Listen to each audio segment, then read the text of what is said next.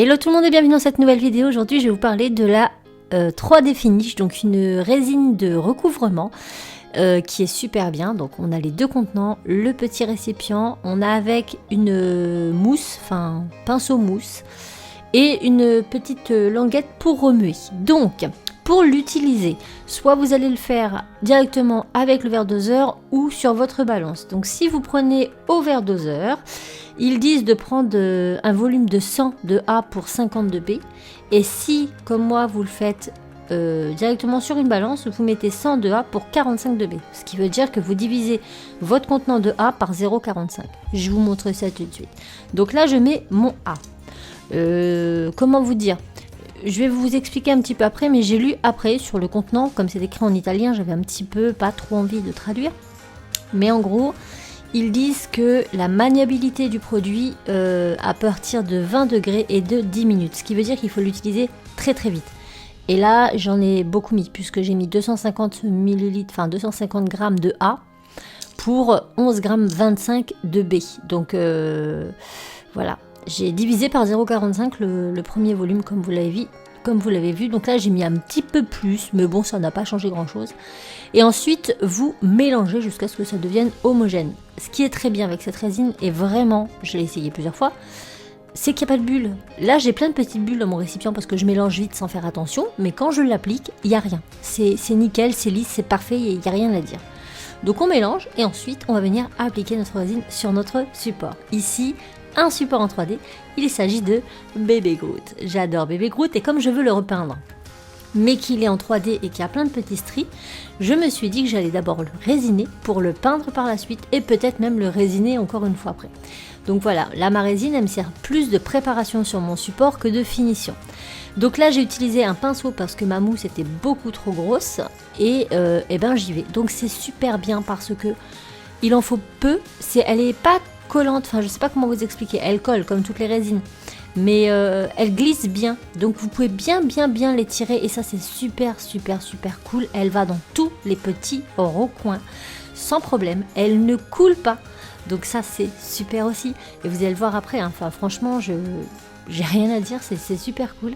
Donc il n'y a pas besoin d'en mettre beaucoup en fait, vous en mettez vraiment par petites doses et ça lisse comme il faut. Donc c'est très bien pour les impressions 3D parce que si vous imprimez en PLA comme ici, vous ne pourrez pas lisser à l'acétone, vous pourrez le faire que pour l'ABS.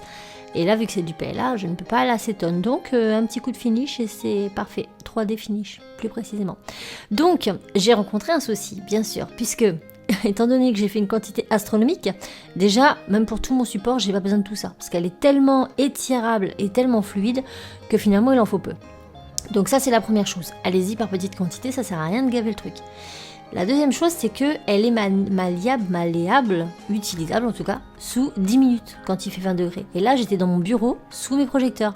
Donc imaginez-vous bien que ça a posé problème lorsque je suis arrivée au niveau du torse. Vous allez le voir juste après, c'est assez phénoménal.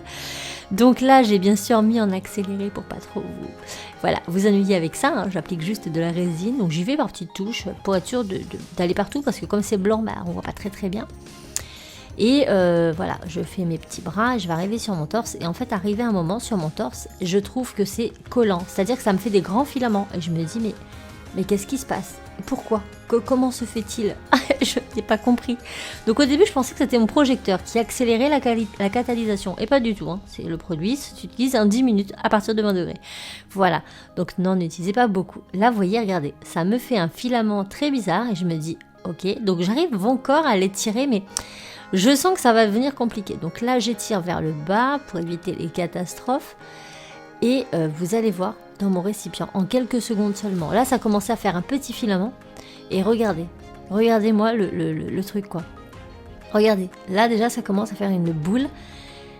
Et j'ai l'impression de faire du slime. Voilà, c'est pas plus compliqué. J'ai du slime dans mon contenant. Donc en moins d'1 heure, c'était totalement dur. Et là, au bout de 10 minutes, c'était inutilisable. Vraiment. Donc, j'ai mis de côté. J'ai refait une résine et j'ai repris la résine où elle en était. Et ce qui est assez bluffant, c'est qu'il n'y a aucune démarcation à la fin. C'est-à-dire que je m'étais dit, bon, entre la première couche et la deuxième couche, ça va se voir. Pas du tout. Ça se fond nickel et on ne voit rien. Donc, petite note. à vous-même et à moi-même, faites des petites quantités et voilà. Donc par la même occasion, mon goutte est fini là, donc entre temps je l'ai terminé en faisant une autre préparation de résine. Et là, je me suis dit, tiens, je vais pas utiliser que du 3D avec, mais je vais utiliser mes pièces en polymère. Donc j'avais ces petits cabochons qui traînaient, et je me suis dit, profites-en pour tester là-dessus, voir si ta résine 3D Finish peut te servir à autre chose que des pièces en 3D. Et effectivement, ça fonctionne hyper bien. C'est la meilleure résine de recouvrement que j'ai essayé sur le marché, vraiment. Hein. Donc là, je vous montre 3 heures après, c'était totalement sec, donc prise rapide, en 2 heures, c'était sec, mais j'ai préféré attendre 3 heures pour être tranquille. Ma pièce est totalement lisse de chez Lisse, c'est-à-dire que là, je vais pouvoir la peindre, j'ai aucun stri d'impression, mais en même temps, on voit tous les petits détails du personnage, ça les a pas bouchés pour autant, donc c'était génial. Ça avait un tout petit peu coulé sous les fesses de mon Groot, parce que j'avais un peu chargé vers la fin, mais un petit coup de scalpel, ça part tout seul, je pensais que j'allais devoir limer, mais pas du tout, au scalpel, ça s'en va tout seul, donc c'est génial. Et là, regardez mes petites pièces en polymère fin. J'avais fait une semelle texturée en dessous et je voulais vraiment pas que ça touche la semelle. Et ça s'est arrêté pile au bord. Elle ne coule pas. J'ai aucune coulure sur toutes mes pièces. Regardez le dessous.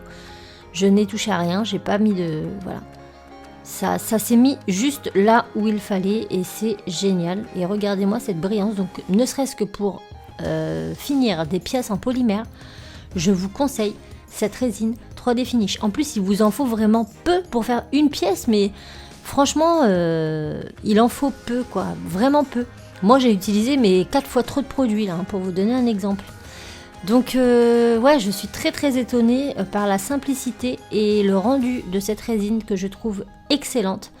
Bien sûr, il faudra jeter vos pinceaux ou utiliser des nettoyants pinceaux exprès pour les résines. Mais en dehors de ça, franchement, en 3-4 heures, c'est clean, quoi. Elle brille, il n'y a pas besoin de poncer, lustrer, elle est totalement brillante. Même ici, c'était une pièce avec 2 morceaux, donc je voulais vraiment que les semelles soient bien mates et ça a été le cas. La résine, elle va uniquement jusque là où elle doit aller et pas plus loin. Il n'y a pas de coulure, il n'y a rien du tout. Donc j'ai utilisé un tapis en silicone avec les petits picots pour les faire sécher parce que c'est quand même beaucoup plus simple, mais voilà, j'adore.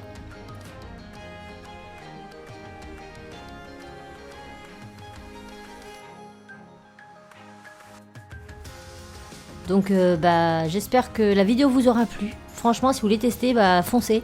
Je vous mets tous les liens en partie plus information parce que c'est une révolution cette résine.